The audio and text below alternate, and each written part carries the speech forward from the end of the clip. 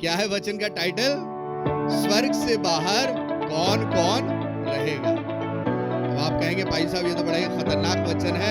जी हाँ, बहुत ही खतरनाक वचन जरूर है, और इसलिए आज इस वचन को बड़े ध्यान से सुनिएगा, बड़े ध्यान से इसके ऊपर मेडिटेट कीजिएगा, क्योंकि आज आपको ये जानकारी मिल जाएगी कि स्वर्ग से बाहर कौन कौन रहेगा।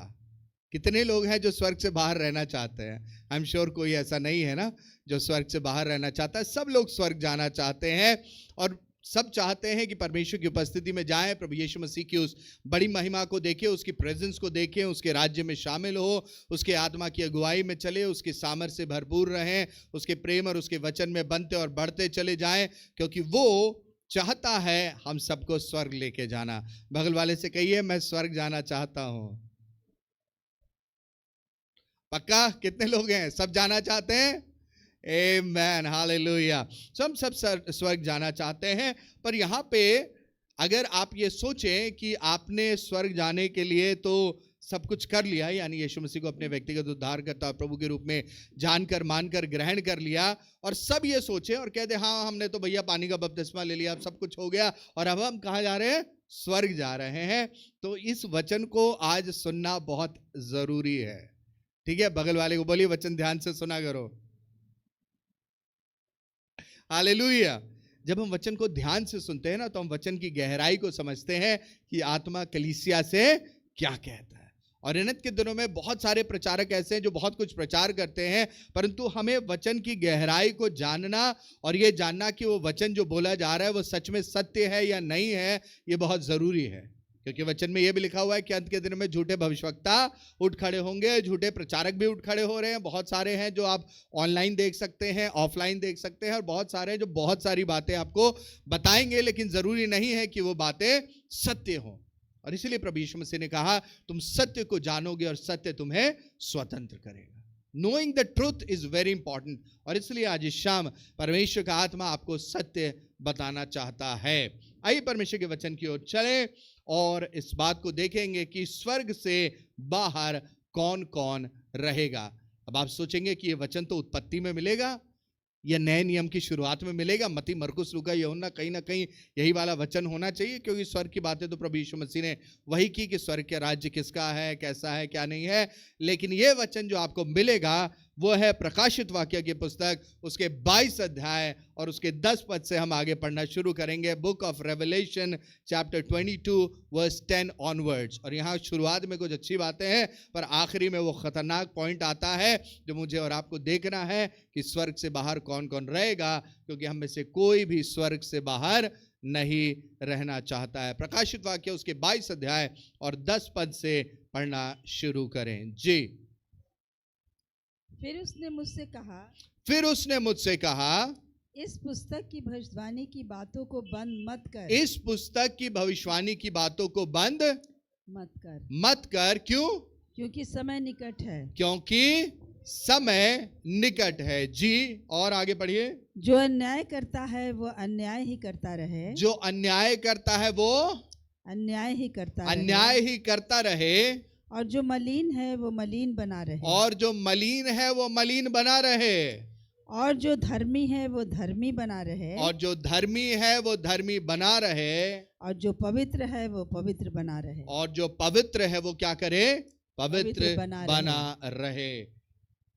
ये कौन कह रहा है? ये परमेश्वर का आत्मा जो है, प्रभु यीशु मसीह का जो आत्मा है, वो यूहन्ना को प्रकाशन दे रहा है इस बात का, और वो इस बात को यहाँ लिख रहा है। और आगे क्या होता है, पढ़िए जी। देख मैं शीघ्र आने वाला हूँ। प्रभु यीशु मसीह कहते हैं देख मैं शीघ्र आने वाला हूँ, और हरेक के काम के अनुसार बदला देने के लिए प्रतिफल मेरे पास है। क्या है? बदला देने के लिए प्रतिफल मेरे पास है। हरेक के काम के अनुसार बदला देने के लिए प्रतिफल मेरे पास है जी। और मैं अल्फा और ओमेगा पहला और अंतिम, पहला और अंतिम, आदि और अंत हूँ। आदि और अंत हूं। प्रभु यीशु मसीह ने यहां इस बात को बहुत क्लियर कर दिया कि मैं क्या हूं। कई बार लोग सोचते हैं प्रभु यीशु मसीह कौन है, पर प्रभु यीशु मसीह ने यहां इस बात को बिल्कुल साफ साफ प्रकट कर दिया, मैं कौन हूं। हु एम आई। मैं पहला भी हूं। फिर से पढ़िए इस बात को। मैं अल्फा और ओमेगा, साइंस में अगर आप जाएंगे ना, तो अल्फा का मतलब क्या होता है? जिसकी कोई शुरुआत ही नहीं है, बिगिनिंग टू बिगिनिंग, जहां उसकी शुरुआत का पता ही नहीं है, और ओमेगा जिसका अंत अनंत है। तभी हम कहते हैं अनादि काल से अनंत काल का परमेश्वर। यीशु मसीह कौन है? अनादि काल से है और अनंत काल तक है। और कौन है? पहला और अंतिम। पहला और अंतिम। जो शुरुआत में था, जिसके द्वारा सब कुछ रचा गया, वो पहला है, और वही अंतिम है, जो कि संसार के ही नहीं परंतु युगान युग के अंत तक वो सदैव है। He is Alpha, He is the Omega, He is the beginning and He is the end. Hallelujah. वो शुरुआत भी है और अंत भी है। शुरुआत ही उससे हुई है और अंत भी जो भी कुछ होगा अनंत है, वो उसी से होगा। और फिर क्या लिखा है? धन्य वे हैं जो अपने वस्त्र धो लेते हैं। धन्य वे हैं जो अपने वस्त्र धो लेते हैं। बहुत जरूरी चीज, अब ध्यान से सुनिएगा। अब जो वचन है वो उस तरफ जा रहा है जहां हमें पहुंचना है। धन्य है वे जो अपने वस्त्र धो लेते हैं। ये कौन से वस्त्र के धोने की बात कर रहे हैं प्रभु यीशु मसीह? हाँ, क्या कह रहे हैं? कौन सा वस्त्र आपको लगता है?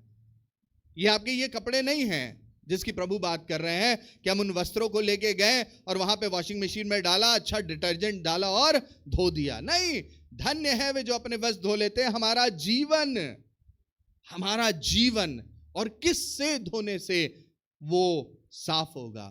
प्रभु यीशु मसीह के लहू के द्वारा। Hallelujah. Your sins cannot be forgiven by anybody else.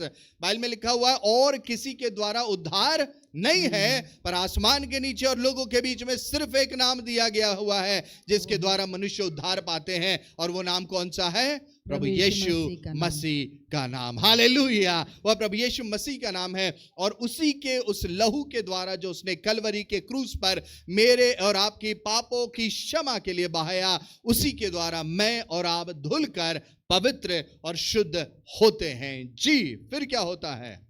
क्योंकि उन्हें जीवन के वृक्ष के पास आने का अधिकार मिलेगा। जो अपने वस्त्रों को धो लेते हैं यीशु मसीह के लहू के द्वारा, उनको कहां आने का अधिकार मिलेगा? जीवन के वृक्ष के पास आने का जीवन का वृक्ष। और जीवन का वृक्ष एक्चुअली में कौन है? प्रभु यीशु मसीह है। हालेलुया। जीवन का वृक्ष प्रभु यीशु मसीह है। और फिर क्या होगा? जी, और वे फाटकों से होकर नगर में प्रवेश करेंगे। किसके लिए है ये? किसके लिए है? जो अपने वस्त्र मेमने के लहू से धो लेते हैं। हालेलुया।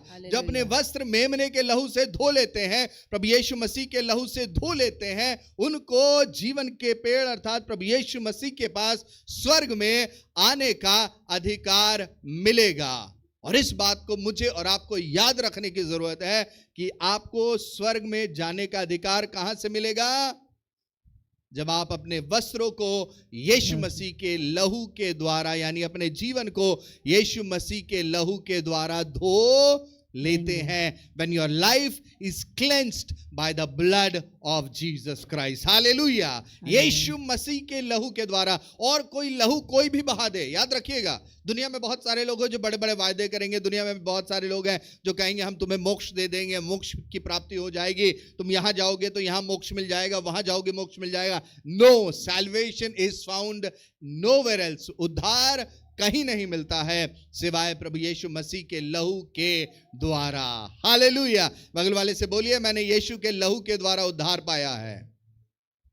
जोर से, मैंने यीशु के लहू के द्वारा उद्धार पाया है। I have received salvation through the blood of Jesus Christ. और इसलिए उसके लहू से हम धुलकर शुद्ध होते हैं और हम जीवन के पेड़ के पास हमें आने का अधिकार मिलता है। और फिर क्या होता है? जी, और वे फाटकों से होकर नगर में प्रवेश करेंगे। कहां से होकर? फाटकों से होकर। चोर के लिए क्या लिखा हुआ है? चोर कैसे आता है? नहीं, चोर कभी फाटक से नहीं आता है। फ्रंट डोर की एंट्री चोर कभी नहीं मारता है। अगर आपके घर में, प्रभु ना करे, किसी घर में अगर चोरी हो तो वो कभी सामने वाले दरवाजे से एंट्री नहीं लेता है, हमेशा बैक डोर एंट्री करता है, हमेशा खिड़की खोलता है और वहां से काटता है और उसके बाद वो एंट्री करता है। That's the way the thief does. और इसलिए प्रभु यीशु मसीह ने कहा था कि सच्चा चरवाहा मैं हूं। तो प्रभु यीशु मसीह ने उस समय बताया था कि चोर किस तरीके से आता है और किस लिए आता है, वो तो आपको पता ही है। चोरी करने, घात करने और नाश करने आता है। पर प्रभु क्या कह रहे हैं, कौन लोग आएंगे? फिर से पढ़िए इस बात को। और वे फाटकों से होकर नगर में प्रवेश करेंगे। किसकी बात कर रहे हैं प्रभु? फाटकों से होकर नगर में प्रवेश करने के लिए। किसके लिए? जिन्होंने अपने वस्त्र धो लिए हैं। यीशु के लहू से अपने वस्त्र को धो लिया, यानी अपने जीवन को प्रभु यीशु मसीह के लहू के द्वारा शुद्ध और पवित्र कर लिया है। तो वो कैसे एंट्री करेंगे? चोर के समान नहीं, फाटकों से। फाटकों से। कौन फाटक से आता है? अगर आप किसी के घर जा रहे हैं, राइट, आपको कोई बुलाता है, आपको कोई वेलकम करता है, तो क्या कहते हैं? बेटा पीछे वाले दरवाजे से आ जाइए, है, come through the back door, ऐसा बोलते हैं? नहीं, सामने से बुलाते हैं। क्यों? क्योंकि जो व्यक्ति सामने से आ रहा है, ओपन फ्रंट डोर से आ रहा है, ही हैज द अथॉरिटी। वो जेन्युइन व्यक्ति है, उसके पास अधिकार है घर के अंदर आने का। राइट, समझ रहे हैं आप? उसके पास ये अधिकार है कि वो सामने से आ सकता है। नहीं, जो गलत है, जो चोर हैं, जो गलत काम करने वाले हैं, वो पीछे वाले दरवाजे से आते हैं। लेकिन प्रभु यीशु मसीह के लहू के द्वारा धुलकर हमें फ्रंट डोर की एंट्री मिलती है। हालेलुया। हमें ग्रैंड वेलकम मिलता है स्वर्ग में आने का। और कहां से? फाटकों से होते हुए वे कहां पहुंचेंगे? नगर में प्रवेश करेंगे। आप जाना चाहते हैं स्वर्ग? आपका वेलकम ऐसे ही किया जाएगा अगर आप प्रभु यीशु मसीह के लहू से धुलकर शुद्ध हुए हैं।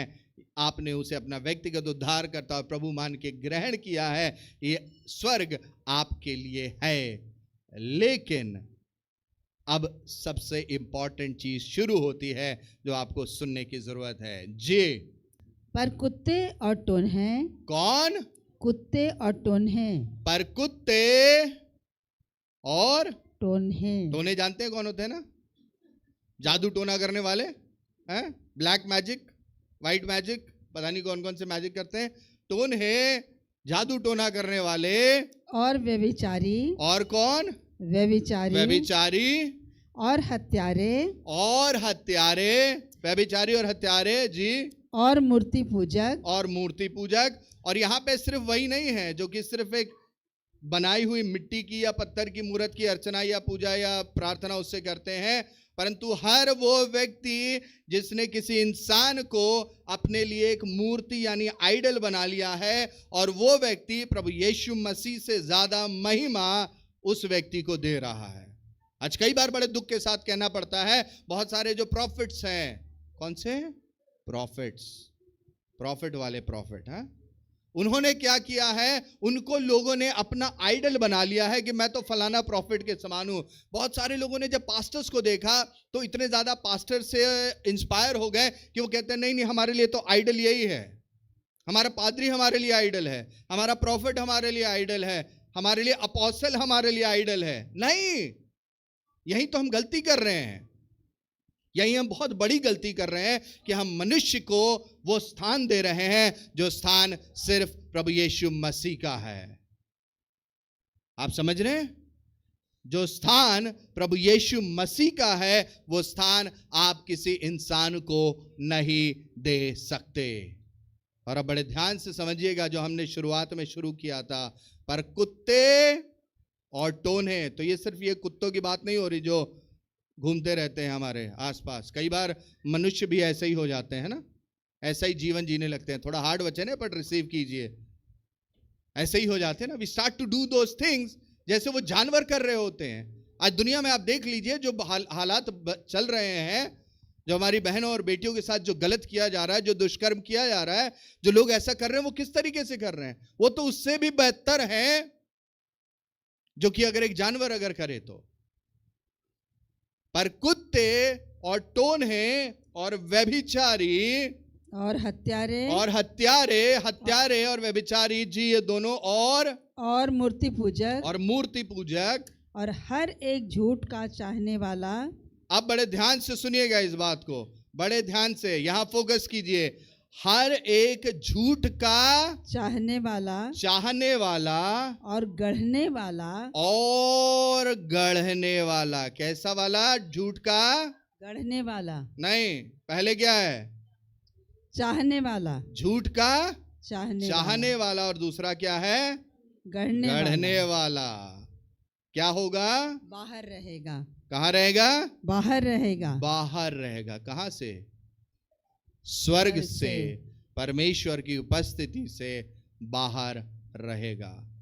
कई बार, अब बहुत ध्यान से इस वचन को सुनिएगा, वेरी इंपॉर्टेंट, फोकस यहां कीजिए। कई बार हम लोग ये बाकी जो 4-5 चीजें हैं, ठीक है, मूर्ति पूजा तक, कुत्ते, टोन्हे, हत्यारे, व्यभिचारी, मूर्ति पूजक, ये 5 चीजें जो अभी हमने पढ़ी, हम कहते हैं ये वाले लोग जो है ना, ये तो पक्का स्वर्ग नहीं जाएंगे।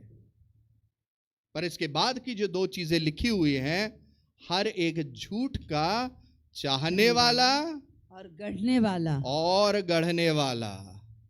हमारे लिए बहुत आसान है ना, झूठ इतने आराम से बोल देते हैं, है ना।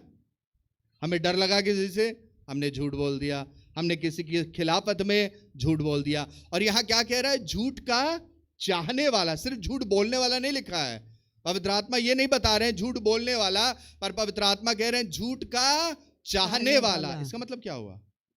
इसका मतलब यह हुआ कि वो व्यक्ति झूठ से प्यार करता है। You love lying. आप झूठ बोलना पसंद करते हैं। आप समझ रहे हैं? ध्यान से समझिएगा इस बात को। आप झूठ को पसंद कर रहे हैं। You love lying. आपको अच्छा लगता है जब आप झूठ बोलते हैं, आप झूठ को चाहते हैं। अब तक तो हमने सुना था हम परमेश्वर को चाहते हैं, पर यहां हम क्या सुन रहे हैं? हर एक झूठ का चाहने वाला और गढ़ने वाला। तो चाहने वाला तो आपको समझ में आ गया कि हम झूठ को चाह रहे हैं, हमें झूठ बोलना अच्छा लग रहा है, हम हर चीज के लिए झूठ बोल दे रहे हैं, हमें अच्छा लगता है जब हम किसी की खिलाफत में भी झूठ बोल दे रहे हैं, है ना। लेकिन दूसरी चीज जो आ रही है वो झूठ का गढ़ने वाला। गढ़ने वाले का मतलब क्या हुआ? उस बात को बना के आपको सत्य नहीं पता है लेकिन आप झूठ को बना रहे हैं। एक फैक्ट्री आजकल चल रही है, झूठ बनाने की फैक्ट्री, है ना। आपको याद होगा हमारे देश के एक बड़े अच्छे नेता हैं और करोड़ों दूसरे लोगों ने खर्च किए उनकी इमेज को खराब करने के लिए, और वो क्या कर रहे थे? झूठ को गढ़ रहे थे। अब एग्जाम्पल के द्वारा समझ में अच्छे से आ रहा होगा, है ना। उनके खिलाफत में झूठ गढ़ा गया। जो चीजें वो नहीं कहते थे वो भी सोशल मीडिया और मीडिया में और न्यूज चैनल के द्वारा बताया गया, गढ़ा गया। Those things were planned and prepared। क्यों? ताकि उनकी इमेज को खराब किया जा सके। और क्यों उनकी इमेज को खराब किया जा सके? क्योंकि लोगों को मालूम था कि अगर इनकी इमेज ऐसे ही अच्छी बनी रही तो हमारी इमेज खराब हो जाएगी, हमारा जो काम है वो खत्म हो जाएगा, लोग इन्हें ज्यादा प्यार करने लगेंगे, लोग इनके साथ ज्यादा खड़े होने लगेंगे, लोग इनकी ज्यादा तारीफ करेंगे, लोग इनकी बड़ाई करेंगे, ये आगे बढ़ते चले जाएंगे और इन्हें कोई रोक नहीं सकता। झूठ गढ़ा जा रहा था। और आज भी हमें इस वचन के द्वारा परमेश्वर की इस बहुत गहरी बात को समझने की जरूरत है कि कहीं ऐसा तो नहीं है कि मैं और आप इस बात को कर रहे हैं जाने और अनजाने में। कई बार आपने देखा होगा ना, बेस्ट एग्जाम्पल यही आता है सास और बहू का। सास बहुत अच्छी होती है, बहू झूठ गढ़ रही होती है, बहू बहुत अच्छी होती है, सास झूठ गढ़ रही होती है। ऑफिस का बॉस अच्छा होता है, स्टाफ झूठ गढ़ रहा होता है। स्टाफ अच्छा होता है, बॉस झूठ गढ़ रहा होता है ना। कलीसिया अच्छी होती है, पादरी झूठ गढ़ रहा होता है। पादरी अच्छा होता है, कलीसिया झूठ गढ़ रही होती है ना। तो क्या होगा फिर? हर एक झूठ का चाहने वाला और गढ़ने वाला बाहर रहेगा। कहाँ रहेगा? बाहर। स्वर्ग से बाहर कौन रहेगा? कौन कौन रहेगा? आज ये वचन इस बात को बता रहा है, और मुझे और आपको आज बड़े ध्यान से इस बात को समझने की जरूरत है कि हो सकता है हम बाकी पांचों काम ना कर रहे हों, हम शायद उस जानवर वाली कैटेगरी में नहीं आ रहे हैं, टोन्हे वाली कैटेगरी में भी नहीं आ रहे हैं, हत्यारे वाले कैटेगरी में भी नहीं आ रहे हैं, मूर्ति पूजक वाले कैटेगरी में भी नहीं आ रहे हैं, है ना। व्यभिचारी की भी कैटेगरी में हम नहीं आ रहे हैं, क्योंकि हमें तो लगता है ना कि व्यभिचारी भैया वही हैं जिन्होंने व्यभिचार किया, वो स्वर्ग से बाहर रहेगा, राइट। लेकिन जानते हैं कितनी अमेजिंग बात है, झूठ का चाहने वाला और झूठ का गढ़ने वाला भी बाहर रहेगा। इसका सबसे बड़ा कारण जानते हैं क्या है? क्योंकि प्रभु यीशु मसीह सत्य है। Jesus Christ is the truth. और जब हम प्रभु यीशु मसीह के खिलाफत में हो जा रहे हैं, तो आपको क्या लगता है कि आप स्वर्ग में जा पाएंगे? झूठ बोलना मसीह का खिलाफत है, राइट। क्योंकि यीशु मसीह अगर सत्य है और आप झूठ बोल रहे हैं, तो आप तो यीशु मसीह के खिलाफत में हो गए ना।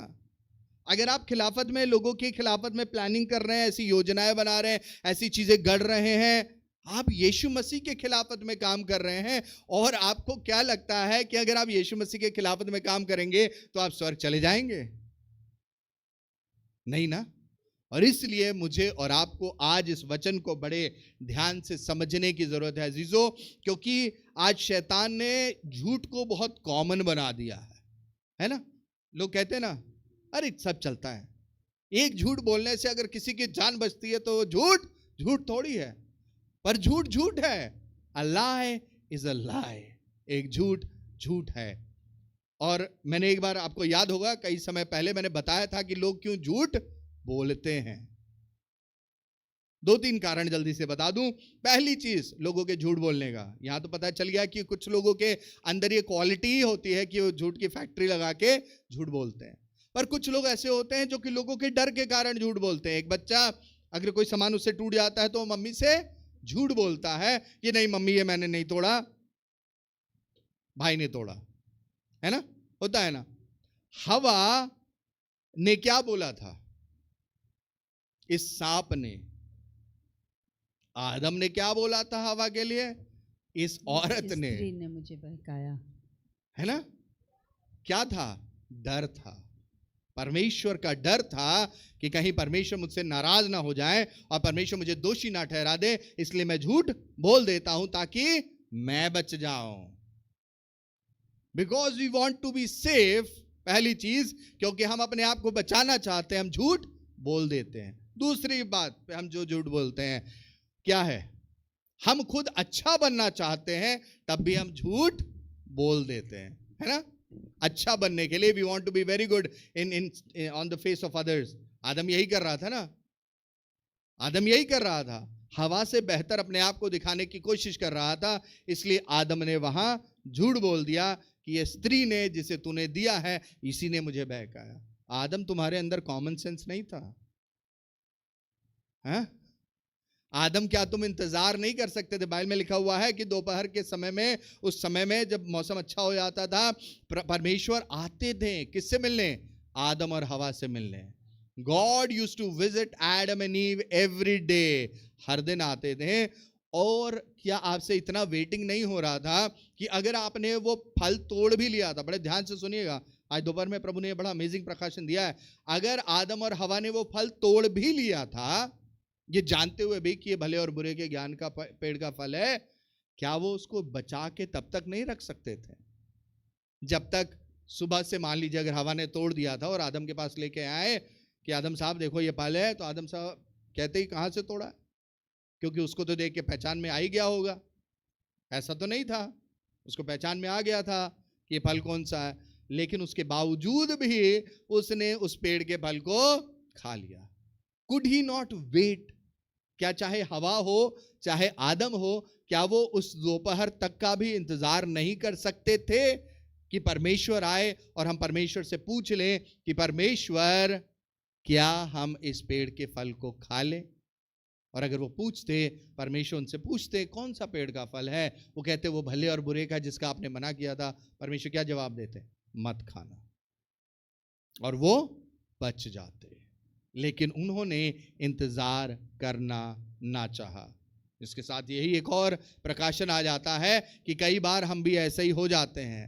जब शैतान हमारे सामने कुछ अच्छा लाके खड़ा कर देता है, हम कहते हैं बस यही बेस्ट। नहीं, परमेश्वर हमें कुछ अच्छा देने जा रहा है जो मनुष्य की सोच और समझ से परे है। पर परमेश्वर जब वो देगा तो वो सब देखेंगे और परमेश्वर की महिमा करने वाले हो सकेंगे। हालेलुया। और इसलिए जो दूसरी चीज मैंने बताई आपको, जब झूठ इंसान बोलता है तो अपने आप को बेहतर दिखाने के लिए झूठ बोलता है। आप झूठ चाहे किसी भी तरीके से बोलिए, झूठ झूठ है। चाहे बचाने के लिए, चाहे बचने के लिए, झूठ झूठ है। और इसलिए प्रभु अपने आत्मा के द्वारा प्रकाशित वाक्य के इस आखिरी अध्याय में कलीसिया को इस बात को क्लियर कर दे रहा है कि स्वर्ग से बाहर कौन कौन रहेगा। हर एक झूठ का चाहने वाला और गढ़ने वाला बाहर रहेगा। मैं यकीन से इस बात को कह सकता हूं कि जिन फरीसियों ने, जिन शास्त्रियों ने प्रभु यीशु मसीह के खिलाफ भी झूठ चाहा था और झूठ गढ़ा था, अगर उन्होंने मन नहीं फिराया होगा, वो स्वर्ग में नजर नहीं आने वाले। और इसलिए प्रभु अभी भी हमें मौके दे रहा है और इस वचन के द्वारा आज शाम प्रभु हमें बता दे रहा है। तो इस बात को समझिएगा कि ये जो 7 चीजें लिखी हुई हैं, ये सातों का जो अगर हम समझने की कोशिश करें कि इन सातों का जो लेवल है, चाहे कुत्ते हो, चाहे टोन्हे हो, चाहे व्यभिचारी हो, चाहे हत्यारे हो, चाहे झूठ का चाहने वाला, मूर्ति पूजक हो, झूठ का चाहने वाला या गढ़ने वाला हो, ये सातों चीजों जो है, इन सब का जो एंड रिजल्ट है वो है स्वर्ग से बाहर रहना। तो अगर हम ये सोच लें कि हमने तो ये बाकी 5 चीजें की और हम झूठ के चाहने वाले और गढ़ने वाले नहीं हैं और हम स्वर्ग में चले जाएंगे, हम भी। और इसलिए आज परमेश्वर का आत्मा अपनी कलीसियाओं से इस बात को कहना चाहता है, हम इस वचन को समझ लें। People of God, this is one of the most important revelations that God has given. और अगर कलीसिया इस बात को समझ लेगी कि हम इस चीज से भी अपने आप को अलग कर ले, झूठ को चाहने से और गढ़ने से अपने आप को अलग कर ले। We sometimes do that unintentionally also. कई बार हम समझ भी नहीं पाते हम किन लोगों की या शैतान की किन बातों में आकर फंस जाते हैं और हम झूठ चाहने लगते हैं और झूठ गढ़ने लगते हैं। मुझे और आपको इन अंत के दिनों में सतर्क होने की जरूरत है।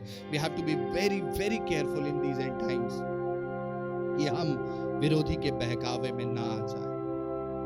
प्रभु ने हम सब के लिए स्वर्ग तैयार किया है। हालेलुया। प्रभु यीशु मसीह ने क्या कहा? देख मैं तुम्हारे लिए जगह तैयार करने जाता हूं और फिर से वापस आऊंगा ताकि मैं फिर तुम्हें अपने साथ लेकर जाऊं। कहां? जहां मैं रहूं वहां तुम भी रहो। हालेलुया। सो उसकी इच्छा नहीं है कि हम में से कोई भी बाहर रहे। स्वर्ग हमारे लिए बनाया गया है और नरक शैतान के लिए बनाया गया है। हालेलुया। याद रखिएगा इस बात को। स्वर्ग हमारे लिए बनाया गया है और नरक शैतान के लिए बनाया गया। बगल वाले से बोलिए एक बार, स्वर्ग हमारे लिए बनाया गया है और नरक शैतान के लिए बनाया गया है। हालेलुया। और इसलिए मुझे और आपको इस बात को याद रखने की जरूरत है कि स्वर्ग के अधिकारी हम हैं। स्वर्ग के अधिकारी हम हैं। तो इसलिए हमें जो आखिरी 2 पॉइंट भी है, अगर हम इन 5 गलतियों को नहीं कर रहे हैं तो इन बाकी की 2 चीजों के ऊपर भी हम अपने जीवन को ध्यान लगाएं ताकि विरोधी किसी भी तरीके से हमें झूठ में झूठ की बातों में, गढ़ने में ना इस्तेमाल कर सके। आज बहुत सारे लोग हैं जिन्होंने अपने जीवन में सिर्फ इसलिए ठोकर खा ली क्योंकि किसी ने किसी के बारे उनसे झूठ कहा था, झूठ की बातें गढ़ के बताई थी। और इंडिया में तो मसाले बहुत फेमस है ना। लोगों की जिंदगियां बर्बाद और तबाह हो गई क्योंकि एक थोड़ी सी बात पता चली थी और उसमें पूरा नमक मिर्च मसाला मिला के इतना बेहतरीन सर्व किया गया। और एक हमारे देश के बड़े महान व्यक्ति हैं और उन्होंने इस बात को कहा था कि अगर आप एक ही झूठ को बार बार बार बार बार बार बोलते रहोगे तो वो झूठ सच लगने लगेगा। और इसलिए आज मसीहियों के विरोध में भी झूठ फैलाया जा रहा है, विश्वासियों के खिलाफ में भी झूठ फैलाया जा रहा है, प्रभु के सेवकों के खिलाफत में भी झूठ फैलाया जा रहा है। क्यों? क्योंकि वो जानते हैं कि अगर हम झूठ फैलाएंगे, एक बार, दो बार, तीन बार, 10 बार सुन के तो लोग विश्वास कर ही लेंगे। कर लेते हैं ना। अगर कोई मेरे बारे आपको आके बताए, अरे पास्टर अविनाश तो ऐसे हैं, अरे पास्टर अविनाश तो वैसे हैं, फिर दूसरे दिन आ जाए, ओहो ब्रदर हम आपके लिए आए, विजिट करने आए हैं और बताएं पास्टर अविनाश तो वैसे हैं, फिर चौथे दिन में आके बैठ जाए, चाय के कप के साथ पीना शुरू कर दे, अरे पास्टर अविनाश तो ये वाली बात नहीं पता होगी जो मैं आपको आज बताने जा रहा हूं या जा रही हूं, वो तो वैसे हैं। क्या होगा? पहले दिन आप कहें नहीं हमने विश्वास करें, दूसरे दिन फिर आप सोचेंगे, फिर शैतान मन में कोई तो बात होगी, बिना आग के धुआं, अगर ये बता रहा है तो कोई तो बात होगी, और फिर वो चीज बढ़ेगी, फिर नेक्स्ट लेवल पे जाएगी, फिर नेक्स्ट लेवल पे जाएगी। और हो सकता है 8वीं 9वीं 10वीं बार जब वो व्यक्ति आपके साथ डिनर कर रहा हो और बता रहा हो पास्टर अविनाश कैसे, आप मान लेंगे कि पास्टर अविनाश तो ऐसे ही है ना। You will believe it. क्यों? क्योंकि वो बात बार बार बार बार बोली गई। आज कैसे सोशल मीडिया पे लोग जब व्हाट्सएप सुबह सुबह उठ के निकालते हैं, फोन पे देखते हैं, अरे फलाना व्यक्ति, फलाना नेता, वो तो इसके अंदर ये बुरी क्वालिटी है, ये इच्छा नहीं है, इसको बोलना नहीं आता है, इसको कोई समझ नहीं है, कोई बुद्धि नहीं है, तो कुछ भी बोल देता है, कुछ भी कर देता है। लोगों ने विश्वास करना शुरू कर दिया था। शायद आपने भी विश्वास करना शुरू कर दिया था कि जो न्यूज़ चैनल्स दिखा रहे हैं, जो सोशल मीडिया दिखा रहा है, वो व्यक्ति वैसा ही है। पर क्या हुआ? समय बदला, चीजें बदली और सब कुछ बदलता चला गया। आज भी प्रभु के बेटे और बेटियों, आज पवित्र आत्मा मुझे और आपको भी समझदार बना रहा है। The Holy Spirit is trying to make us wise, ताकि हम शैतान के इस खतरनाक हथियार में ना पड़े कि हम झूठ के चाहने वाले और झूठ के गढ़ने वाले बन जाएं।